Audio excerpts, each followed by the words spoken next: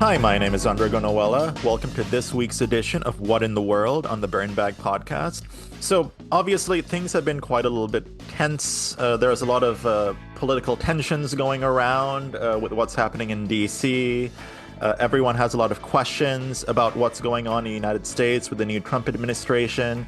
So, I'm bringing on two of my colleagues who are probably the best to answer questions about South Korea. South Korea, because if you think things are crazy in the United States, things are a little bit crazier in South Korea. So I brought on Alexander Eid and Choong Hong to talk about what's been going on in South Korea. Because if you've been tracking the news in South Korea, there was one declaration of martial law, two presidents impeached, one president arrested. Things have been going a little bit haywire in Seoul. So, Alex Chung, thanks for coming on this episode. Thanks for joining me to explain really what in the world's been going on in South Korea. Well, thank you, Andre. Yeah, thanks for having me.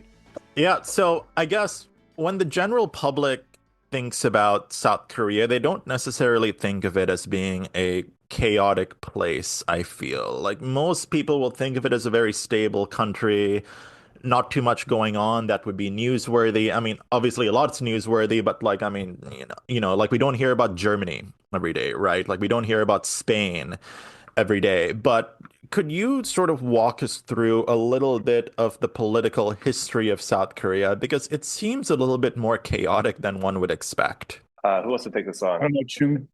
I was going to say, Chung, do you want to give us a history lesson here?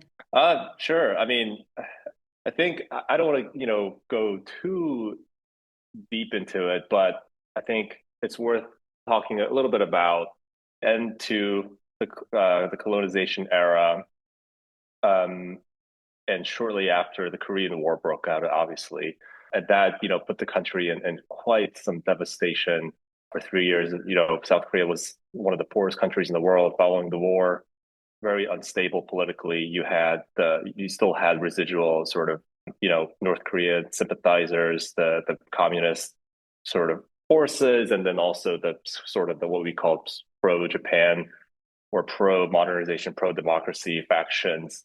That kind of 1950s tensions at play. The Korean Peninsula was obviously still at the center of that, and so you had a series of military dictatorships after a brief, the first president obviously, was a democratically elected leader. And once he stepped down, it was a series of military dictatorships that quite oppressive, that ended a lot of the presidencies in, obviously Park Chung-hee was assassinated and followed by Chun Doo-han, who, was notably known for the crackdown and sort of the massacre in Gwangju, and then transitioning into the civilian leadership after that, in the late 80s and early 90s. The South Korean history sort of is quite an emotional one, I would say, through all these different turmoil and ups and downs and freedom of speech and then oppression. And I think, South Koreans in general we're very emotional people. And I think you still see that today, when something like this happens, right? A martial law breaks out that people still remember. All of this is not too distant past, and people are reminded of the late 1970s, early 1980s, that environment where military dictatorship would crack down on civilian, freedom of speech, freedom of assembly, things like that. So yeah, I think, I guess I'll pause there for now. I think that just to add on to that, what people don't, especially in a United States context, don't really understand is that South Korea is an extremely young democracy by all intents and purposes. And the setup for a lot of what the current constitutional democratic order is in South Korea was very much framed in the shadow of some, as Chung mentioned, some really truly oppressive military dictatorships, which lasted for decades.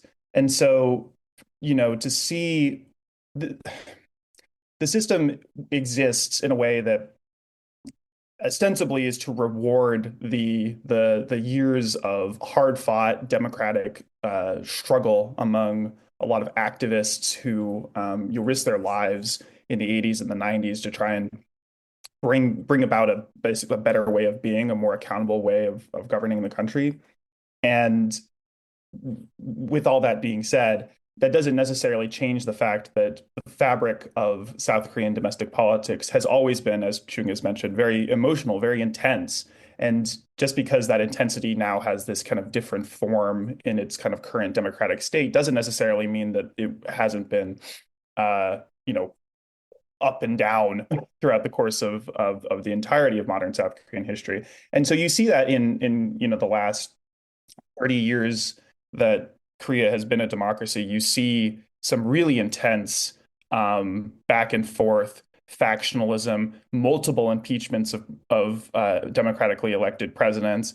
Like it's been, it's not necessarily been smooth sailing, basically, since democratization, which I guess you could kind of make sense, right? You give more people more voices in politics, and a lot of their feelings that previously were illicit and were cracked down upon by the central government are now out in the open, and it's more, in the open public square of debate.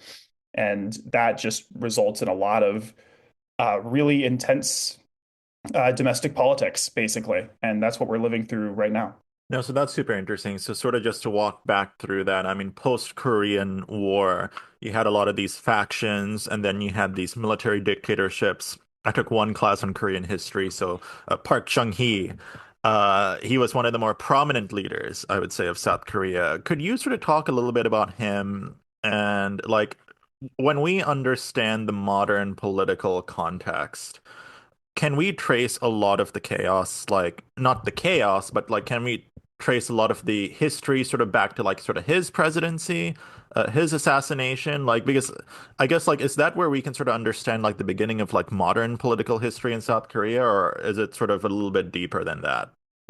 I welcome your thoughts on this, Choong, because obviously your perspective might be a bit different from mine, as I'm someone who's kind of studied this in like an academic context. But the thing about Park Chung-hee that's interesting is that he has kind of a dual legacy as far as I understand it. On the one hand, he was a military dictator who took control of the South Korean government by force after the previous president, Syngman Rhee, um, was ousted, basically. And then there was a brief kind of flirtation with civilian-led democracy in the late 50s, early 60s that then was quashed by Park Chung-hee, who was a general. And he was the architect of, some of the most oppressive, uh, like systematic crackdowns on human rights and freedoms that South Korea has seen on the one hand.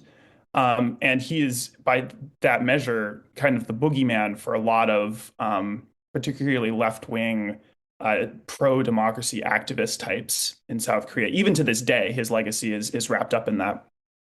But then on the other hand, the other half of Park Chung-hee's legacy is one of immense economic transformation, one in which as Chung mentioned, South Korea was one of, if not the poorest country in the world after the Korean War, absolutely devastated, um, from both ends, right? And while the North was benefiting from massive capital inflow and assistance from the Soviet Union, the South was not doing particularly well. The United States wasn't interested in rebuilding South Korea in the same way that it was interested in rebuilding Japan. So, quite frankly, the United States didn't really even want to be in South Korea in the first place until Harry Truman decided that we were going to defend South Korea against the Soviets in kind of a spur of the moment decision, which led to US involvement in the Korean War. And so Korea was kind of out on its own.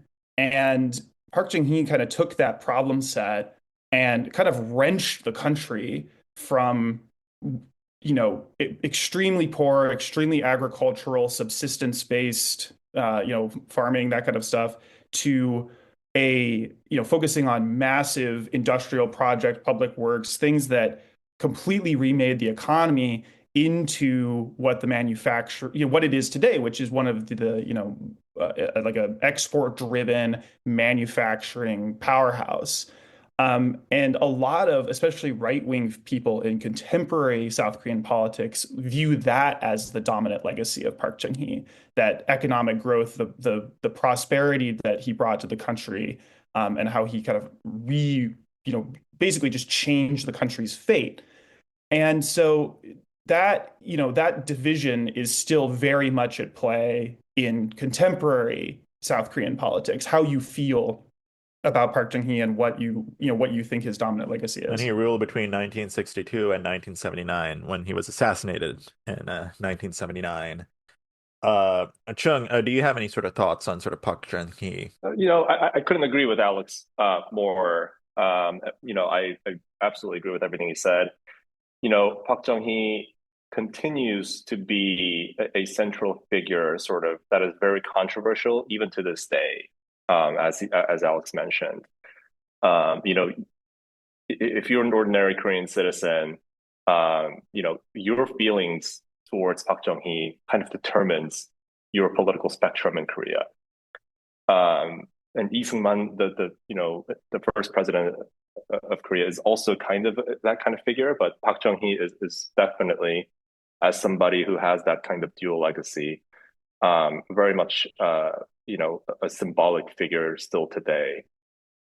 And I think you know when you look at a lot of conservative sort of politicians, they kind of look to Park Chung-hee's legacy sort of in a similar way, how I think in the United States would view like Reagan's sort of that kind of iconic, symbolic meaning. Not that Reagan was an oppressive, figure in any way. Like, Reagan was not a dictator. He was not a military general, obviously, but, you know, it carries that kind of symbolic weight in Korean politics among conservative figures. And so when you have a lot of the former sort of democratic activists who are now, in the leadership of the opposition Democratic Party, there's a lot of tension there. There's a lot of polarization from that lingering past. Yeah. So how did this transition to democracy, I guess, democracy as we know it today in South Korea actually occur? I think, Alex, you mentioned that it's only like around 30 years old or something. Yeah, something like that. So I'm not going to necessarily give you a blow by blow recap of how South Korea went to it, what came, into a democracy, but the kind of broad strokes of the situation is that, being in a military dictatorship throughout the 60s and the 70s, under Park Chung-hee, and then after Park Chung-hee was assassinated, he was succeeded by a guy named Chun Doo-hwan, who doesn't have as similar, or doesn't really have a similar legacy to Park Chung-hee. Park Chung-hee's got that, he's got defenders, right? He's got people who say that, the economic growth that he oversaw was worth, at least in some capacity, his uninterrupted decades of authoritarian rule. Chun Doo-hwan does not have that same legacy. Chun Doo-hwan is pretty much, as far as I can understand, pretty much universally disliked by a lot of people. Like, he still has some defenders, but not as many as Park Chung-hee. And Chun Doo-hwan was in many ways more brutal than Park Chung-hee was. And Choong mentioned this a little bit earlier, but one of his main kind of atrocities, I guess, was when he took control in the late months of 1979 after Park Chung-hee was assassinated, and then in the early months of 1980. There's a city in the south of Korea called Gwangju, which has been known for many, many years to be kind of a hotbed of liberal kind of protest and kind of discontent with the military regime. And his Park or Chun Doo-hwan's ascension to power caused a big stir up down in Gwangju that was hoping for a more a transition to some sort of civilian-led democratic government. And Chun Doo-hwan obviously did not like that, did not tolerate any kind of dissension, and so he went on to commit what is one of the more intense moments of anti-civilian violence in South Korean history, where he went and effectively locked down the city of Gwangju, sent military personnel to lock down on protesters. We're talking, like extreme measures with military running up and down the streets, beating people, shooting people from helicopters, just insane stuff. And that, I think, as it's framed in at least in the Gwangju narrative, because my background here is that I used to live in Gwangju. As it's framed by them, that is kind of like a watershed moment for democracy in South Korea, at least in the eventually what would become the full democratization movement, because it was really the point where things were basically coming to a breaking point. And because Chun Doo-hwan didn't pursue the same incredible like force of will economic refactorization that Park Chung-hee did, that kind of lingering discontent over from Gwangju that then fueled a really mostly young person, student motivated um, kind of populist push for democratic reforms kind of bubbled under the surface until mainly the early 90s, when things really started kicking off and protests started spreading throughout the whole country, including in Seoul, where they were very intense. There was some pretty high profile incidents throughout that period, including the death of a student by at the hands of the military government that was covered up by the government and caused a big shock and was when it was found out, and it rallied a whole bunch of people, galvanized a whole bunch of people, and it basically became a popular revolution almost overnight. And it totally upended everything, and that's what resulted ultimately in Chun Doo-hwan not necessarily abdicating, but agreeing to do a kind of transition of power to his kind of number two guy, who then had to stand in regular democratic election, and then he was eventually defeated by a civilian leader. And so that was the kind of broad strokes situation, I think. I don't know if you want to add on to that, Choong. That was kind of off the top of my head, so I don't know if I got all that right. But No, absolutely. No, I agree. And, the only thing I'll add here is the, the tragedy in all this, and why we're still seeing so much tension, I think, is, even such a national tragedy like the massacre in Gwangju, the civilian, absolute crackdown, it is still somehow debated. There is still not any kind of nationwide consensus on, what exactly happened. Like, even after, truth finding investigations and all of that, it's still the whole Gwangju massacre, even that incident remains to be politically contentious, and sometimes weaponized. And I think it speaks to sort of, just how, uh, tense political system is in Korea, where, any kind of conservative who voices support or admission of, their guilt, or, the things that happened in Gwangju are all of a sudden hated by the conservatives, the far right at least. Likewise, if you don't, you know, show absolute support for the civilians and the victims in the massacre, then you're shunned by the liberals. And, you still see where a lot of the conservative political figures, the prominent ones, don't necessarily show up to some of these ceremonies in Gwangju that pay tribute to the victims. Likewise, you don't see a lot of the progressive liberal political figures attending the tributes of, let's say, the Cheonanam, right, the naval vessel that was torpedoed by North Korea, and 60 some sailors died. That was like, 15 years ago. It was like yeah, it was 2009, I think. 2010, yeah. 2010, yeah, yeah. So in any case, these really tragic incidents in Korean history still tends to be, um, contentious, and I think that's kind of sad to Yeah. me. But it makes things really freaking exciting sometimes. That's for sure. So, since that transition to democracy in like the 90s, I feel like it's been quite a chaotic time. I feel like I've heard of more presidents meeting unsavory political ends than not, with impeachments, arrests, whatever. So, like, how has South Korean democracy fared, I guess, in terms of the presidency? I mean, like, are there what types of controversies have we seen with the presidents throughout like the later 90s, the 2000s, the 2010s, and obviously leading up to this current moment right now? I'm going to let you, Choong, ride ahead on this, but I want to lay just a little bit of groundwork here, just because one thing that really helped me kind of understand this at least a little bit when I was first figuring all this stuff out is that the South Korean political system is not the US system. Like it's similar, but it's not exactly the same. And by that, mainly what I'm getting at here is that it's still an extremely powerful executive focused system. It's a presidential system. So it's not like, in other countries where you have to like be the head of the parliament of the largest party in parliament in order to handle, the majority and get things done or whatever.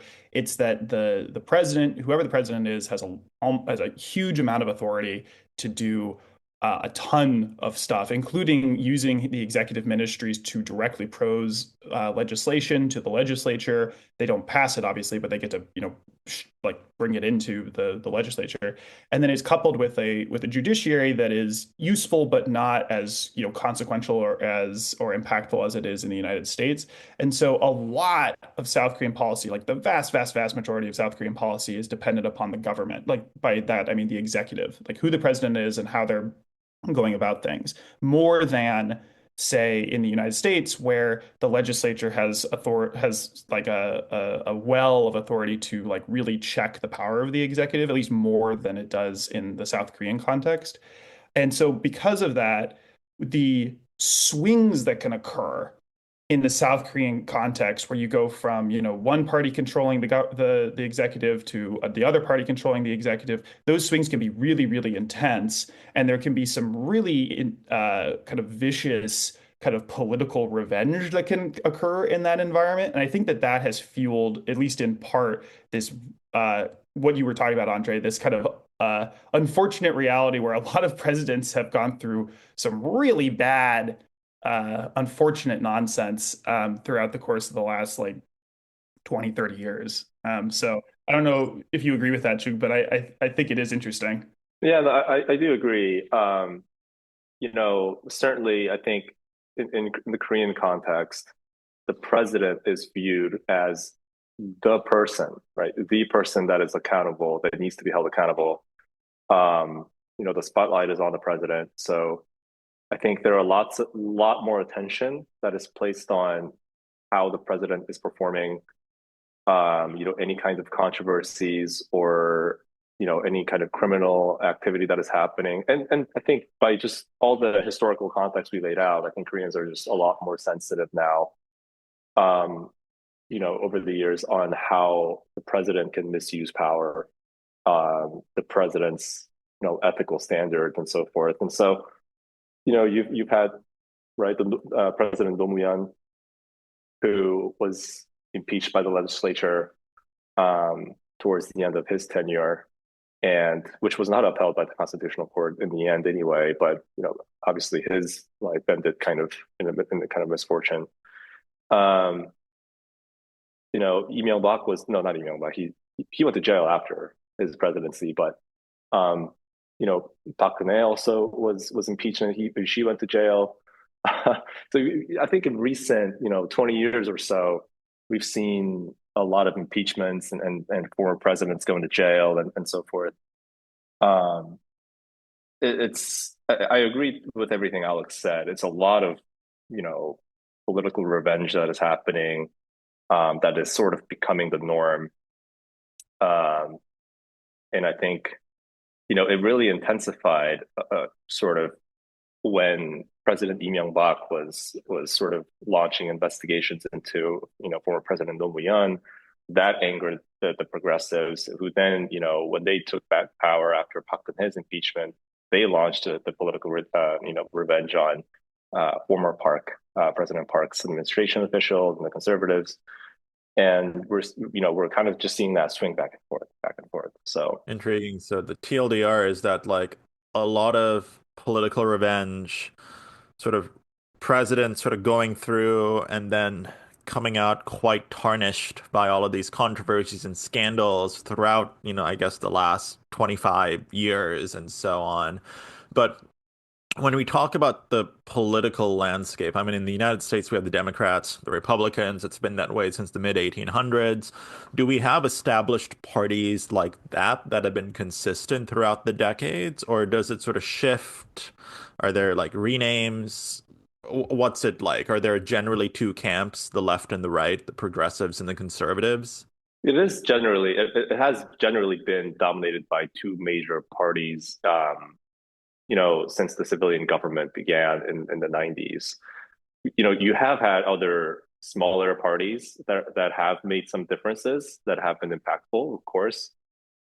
Um, and I think now it's really basically just a two-party system. It's become so polarized over the last 10 years or so. You no longer have like I forget the exact name of it. It's some green like Labor Party or some of some sort, or Justice Party, Cheong, right? They sort of dissipated. They're completely gone now. They failed to gain even one seat in the assembly, and they used to be fairly prominent, like just 10 years ago. So it's different, but of course, over the years, you've had so much scandals, and former presidents going to jail, going to prison, or whatever, impeached, and so you have seen the same parties with the same people, basically, just changing names of the parties just to sort of revamp their reputation in some ways. So I think the current Conservative Party, right, 국민의힘, People Power Party. The previous name was like 자유한국당, right? I don't know what the English name was, like Freedom Korea Party or something. Um, and then before that, it was 새누리당 under President Park Geun-hye. And this is all like just within the last 10 years. Just within the last 10 years, you've had like three, four different names for the main Conservative Party. But it's generally a continuation with the same people, same leadership. Um, and similar thing with the left as well. Earlier, that in the 2000s, they've had a series of name changes as well. So, but yeah, it's just kind of been like that. You've had name changes, but it was always the same, similar two dominant major parties going head to head, and then maybe a third party that is making some impact in the elections, and even post elections in terms of forming coalitions for voting purposes. But yeah, It's interesting because the South Korean political parties are always, usually, they're very eager to kind of show accountability for something. If something bad happens, like they do really poorly in an election or they screw up on a policy thing. But often what that results in, uh, outside of, extenuating circumstances where like, party leadership is completely bifurcating over something like over an impeachment or something like that. It outside of those circumstances, the parties will come up.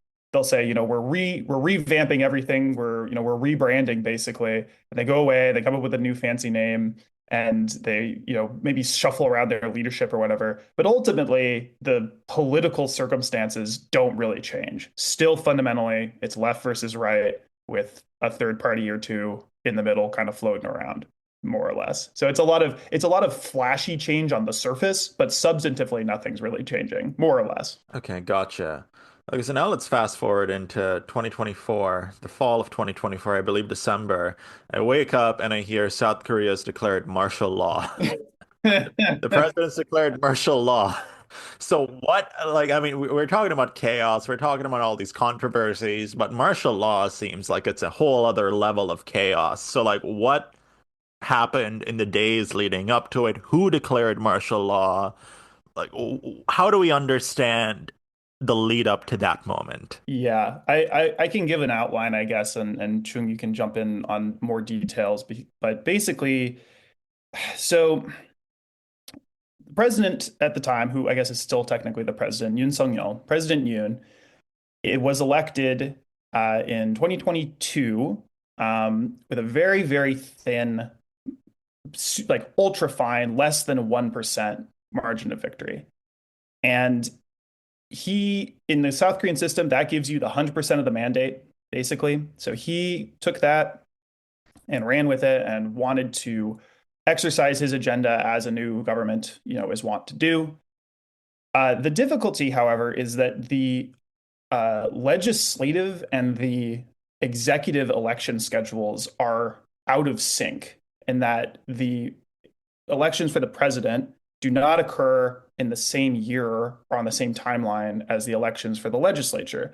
And that has to do with several factors, but one of them is the fact that the previous two presidents ago got impeached and screwed everything up, and they had to have a snap election and it threw the whole timeline off.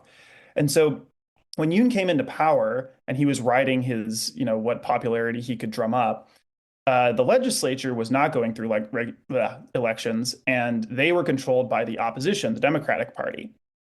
And throughout the course of Yoon's first 2 years in office, the Democratic Party tried to do everything within their power in the legislature to throw a wrench into Yoon's governing agenda. They were impeaching his ministers. They were roadblocking, any kind of legislation as much as they could, at least. They were passing really kind of intense, similar, to what we were talking about with political revenge stunts in past administrations. The opposition was passing, these really invasive investigatory bills into President Yoon's wife, the first lady, and it just was they were trying to, at least, and President Yoon had to keep vetoing them, and it was a very vicious and contentious 2 years on that front. And I don't want to absolve Yoon in this situation. Like, Yoon was not playing ball with the legislature at all. He is not, in my assessment, a very good politician.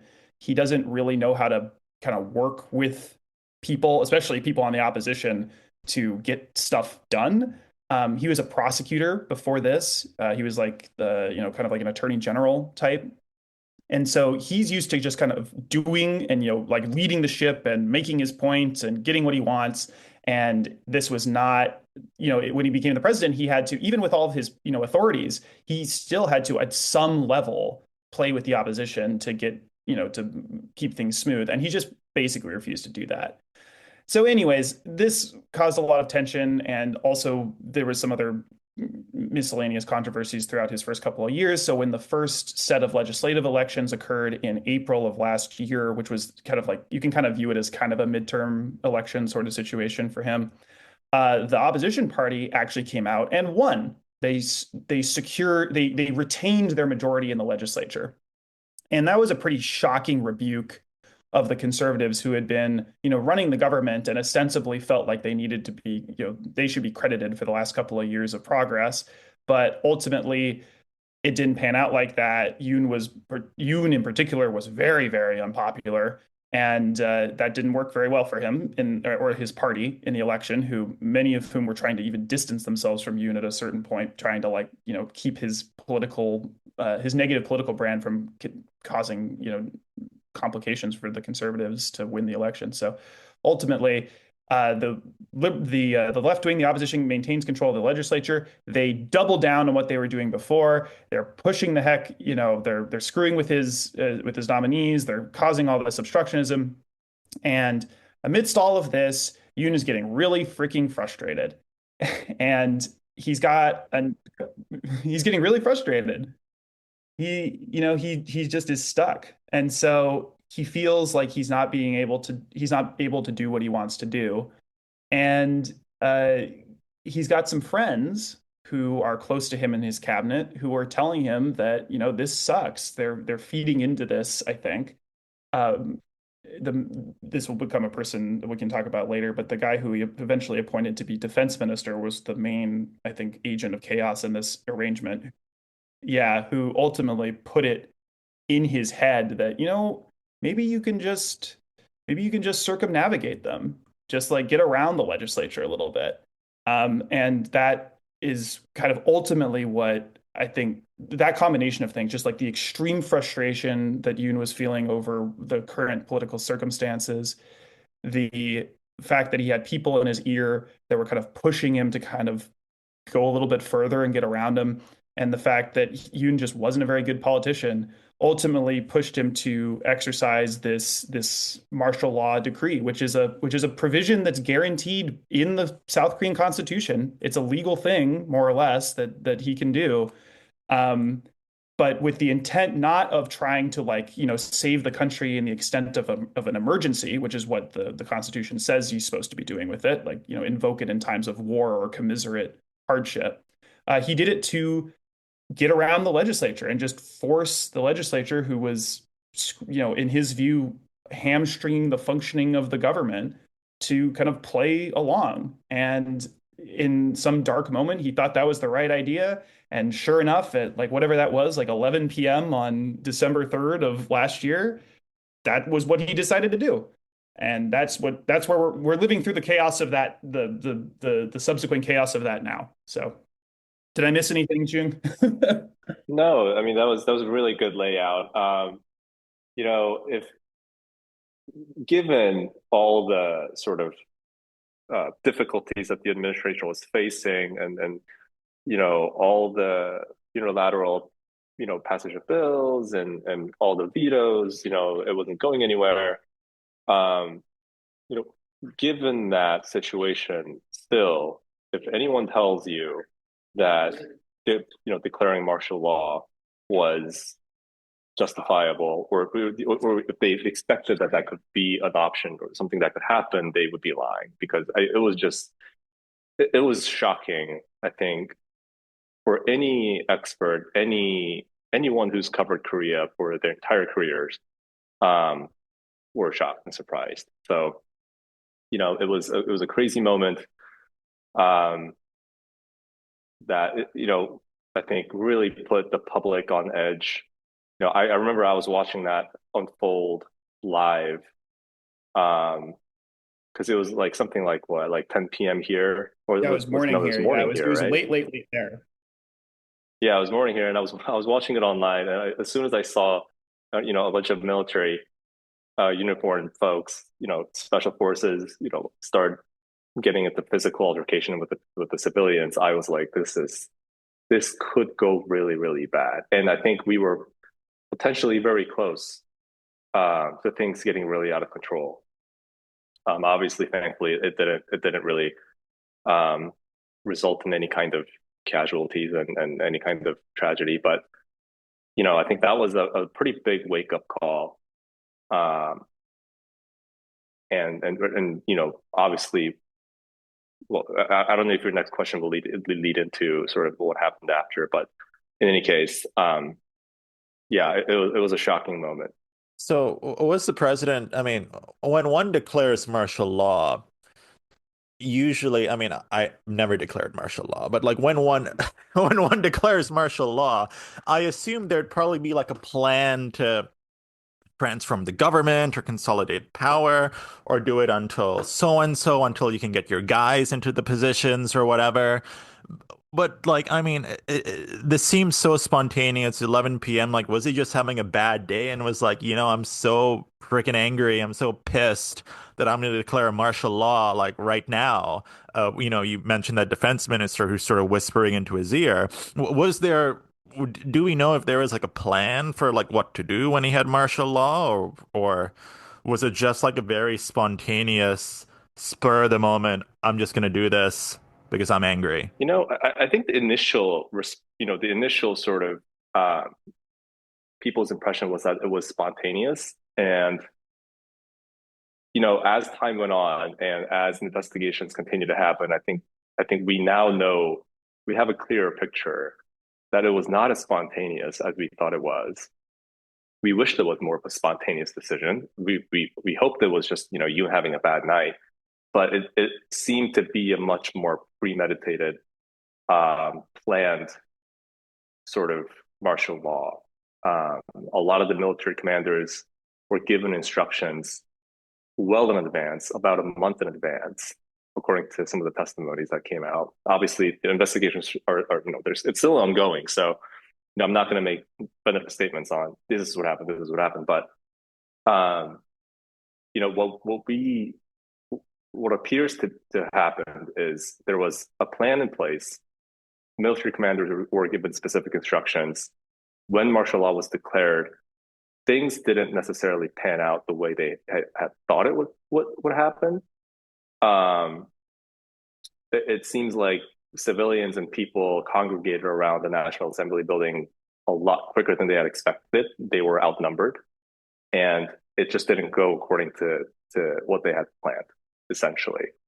And so, on the ground, a lot of the commanders were making on the spot decisions to minimize any kind of casualties, just backing out, delaying, and then it just failed, right? So his plan essentially to which they to granted that Yoon's legal team is not saying that they had intended to prevent lawmakers from entering the building, the National Assembly building. But I think given what we've seen that night, it's safe to say that they at least you know wanted to block a significant number of lawmakers from entering. Um, but yeah, it just didn't go their way, and now they're playing defense. Yeah. I mean, I think you're right. I think that in the moment I think it was so far beyond what anyone thought was possible, right? This martial law declaration. That was so beyond what was even the vaguest, twinkle of anyone's eye, that when it happened, everyone was like, surely this is nuts. Like, this is out of control. This is random. This is the cry of help from an exasperated leader. This is something, whatever. And it I mean, it kind of helped, like the evidence bore that out, at least originally, right? Because they didn't get very far. The whole affair, martial law affair, was like what, 6 hours, something like that. Um, which you would think, if you were going to do this, you probably would have figured out a way to, lock stuff down a little bit quicker. But in I don't know, true fashion to reality, it's like, don't never attribute to malice what can be attributed to ineptitude or whatever, right? So I think it just seemed out that they just didn't. They had their plan, and it just wasn't a very good plan, I think, is what we're learning. And which is great for, the state of South Korean democracy, right? Because the alternative here was that, the legislature is suspended and the country is just under military rule again, which would have been insane, right? Like that would have been a complete overhaul of, like, that would be the end of everything in modern South Korea as we would have known it effectively. So, in many ways, I'm glad that this didn't, they were not particularly smart about this, but it does seem now, as we're learning more about what was happening, there was some sort of coherent idea as to what they were going to do, and it just turned out to be really dumb. So, There were concepts of a plan. Yeah, yeah, exactly. That's poorly exactly right. planned, poorly executed. There were concepts of a plan, not an Yeah. actual plan. So, so what's been happening since then? So there is an arrest made. There was also, Yoon has been impeached, but there was another guy who was also impeached. The acting president was also impeached. So, like, what's been going on legally with all of these impeachments, the arrest, and so on? Like, how do we encapsulate all of that? I'll talk about the actual impeachment process, I suppose, first, and then maybe you or Choong, you can talk about the Yoon? legal. Yoon, fuck, sorry, having my Freudian slips here. You can talk about the criminal Yeah. side of things, I guess, Okay. but the impeachment side of things, basically, so it happens, right? And the Constitution says that once martial law is declared, the legislature can convene and vote to overturn it. They successfully do that, despite the fact that special forces were there. And Yoon adheres to that and says, okay, I'm going to listen to the will of the legislature. I was totally right to do this, by the way, but I guess I will listen to you, maybe. And then, fucks off and rescinds it. Um, After that moment, the ball is in the legislature's court.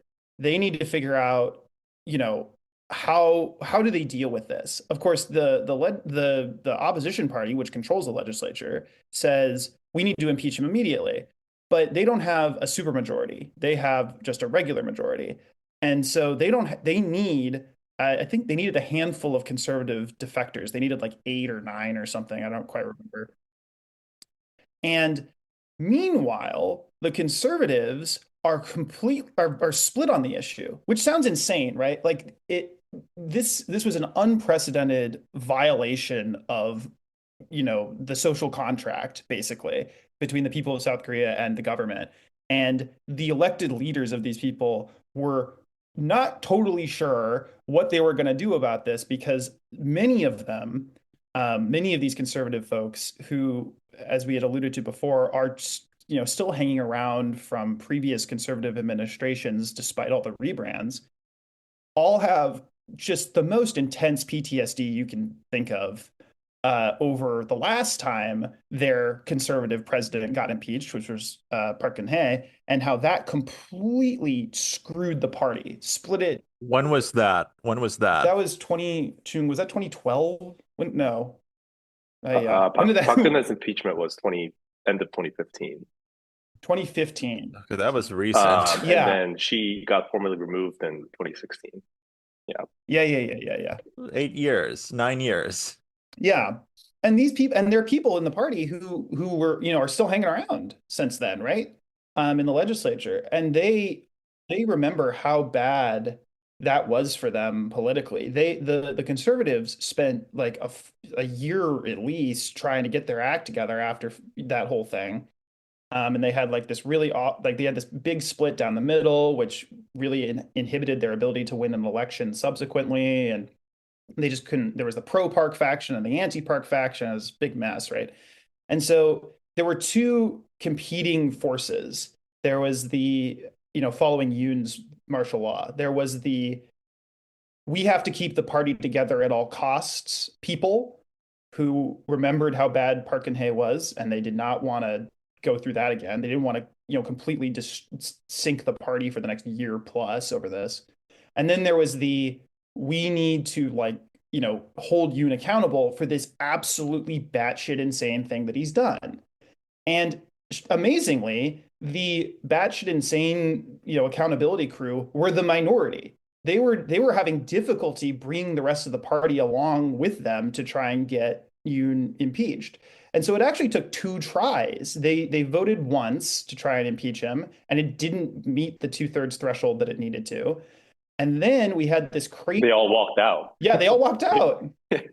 3 conservatives were present in the voting room, and everybody else left. So they didn't have the numbers. And then we went through this crazy week where they were floating all kinds of wacky options to like get at the same result of Yoon being, removed from office without actually impeaching him, which involved like amending the Constitution or doing a like quote unquote peaceful transition of power where Yoon would like sit in the timeout corner and cede his authority to the prime minister willingly and then just like hang out for like 2 years or something. I don't know. It was not a well-defined plan, but there were all these like theories that they were floating around trying to figure how do we, the conservatives, get at the result of getting, holding Yoon accountable without actually impeaching him because that was so bad for us last time.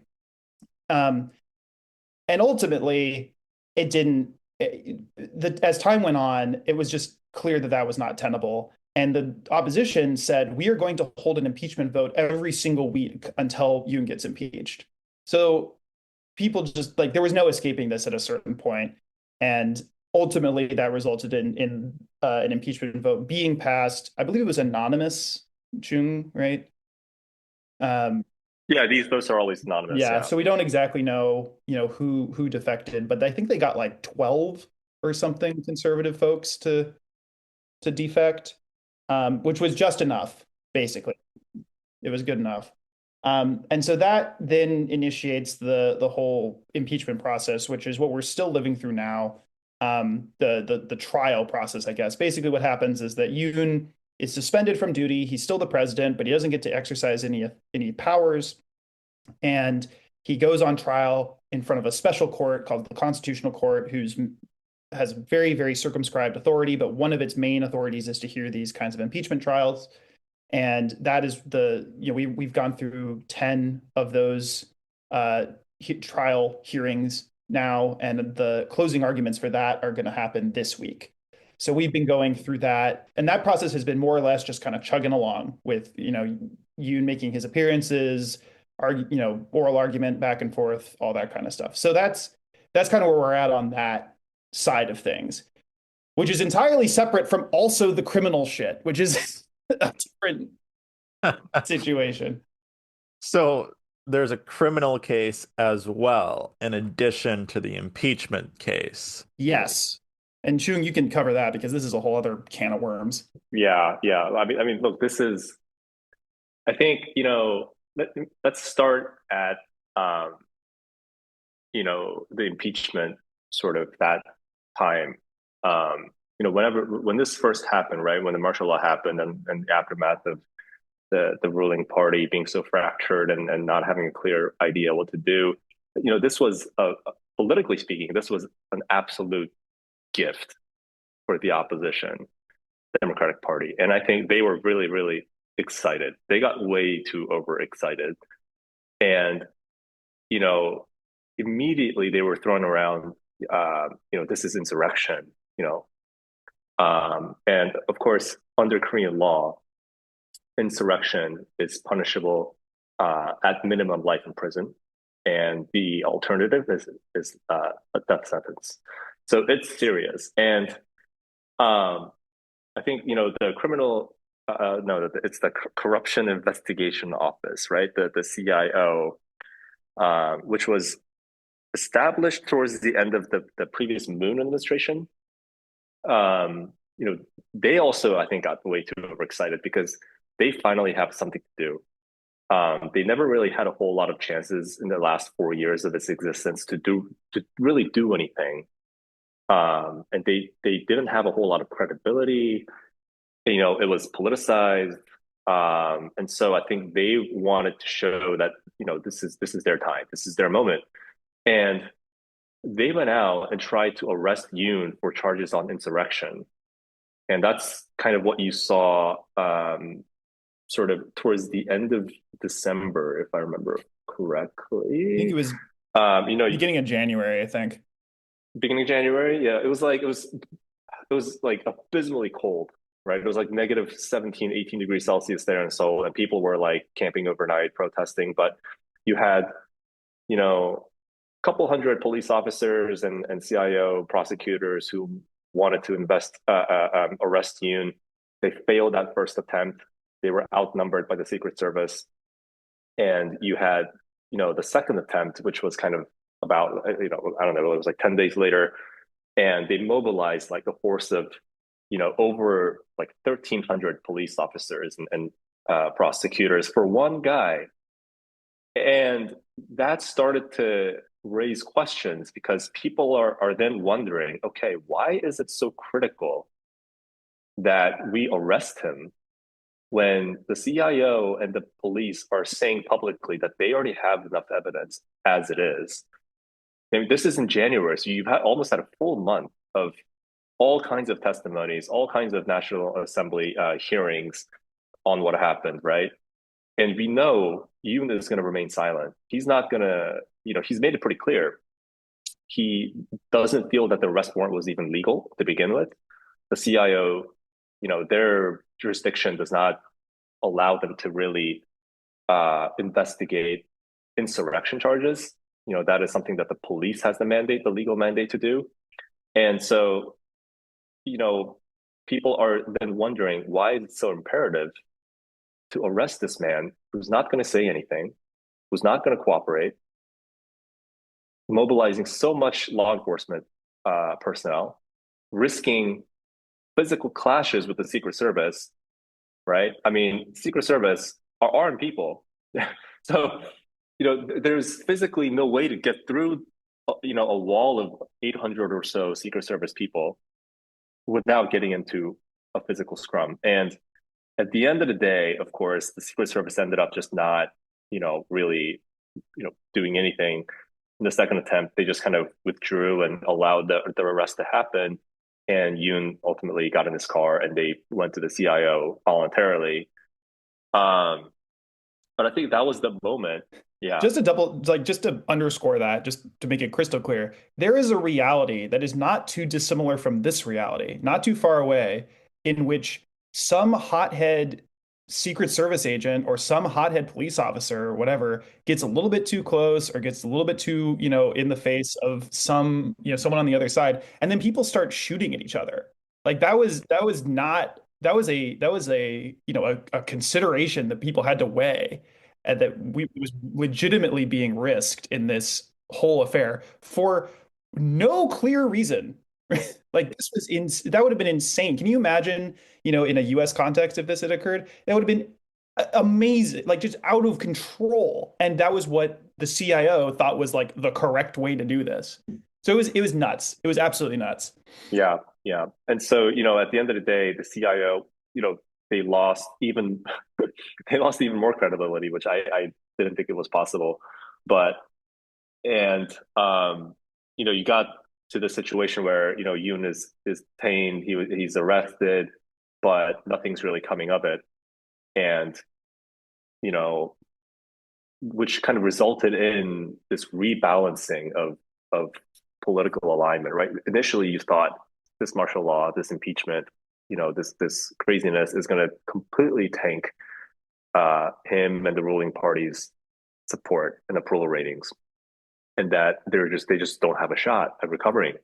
That this is going to be much worse than the 2015 Park Geun-hye impeachment, and yet just weeks later, you see a complete turnaround and a rebound in the ruling party's popularity, even surpassing the approval rating of the Liberal Democratic Party.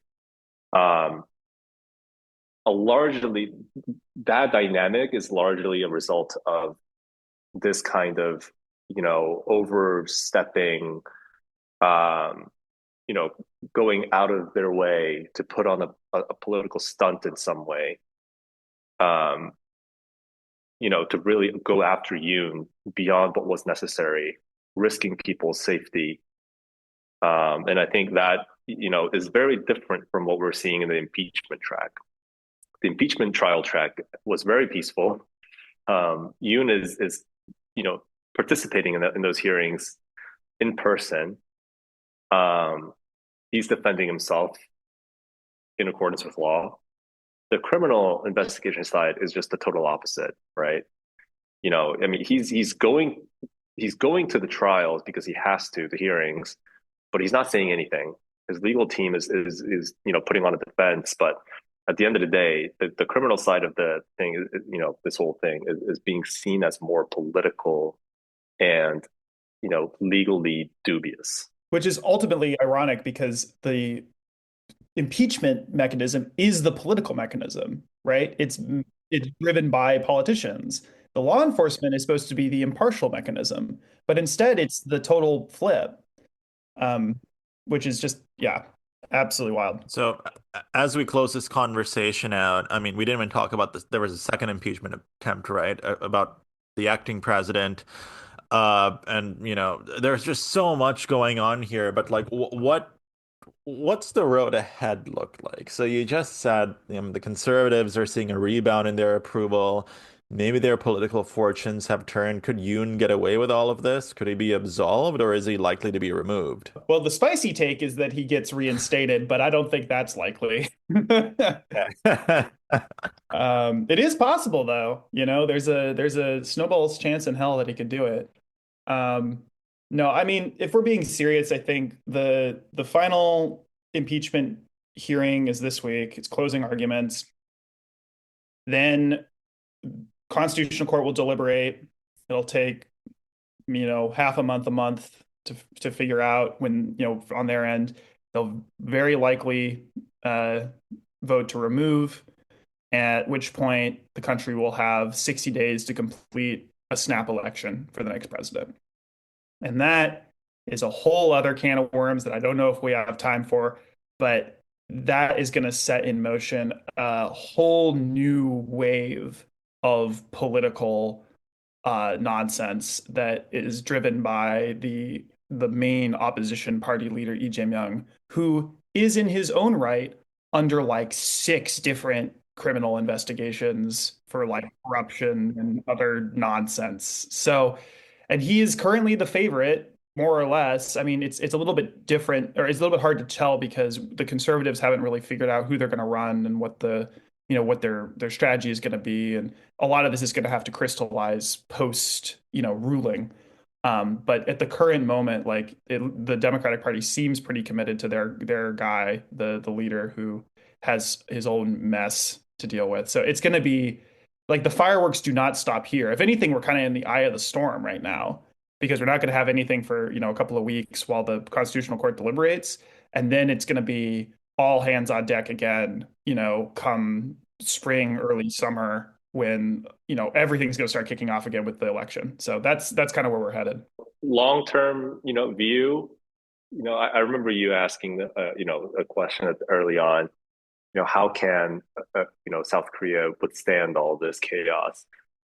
I think Koreans have been through so much, not just in recent years, but throughout the last half a century.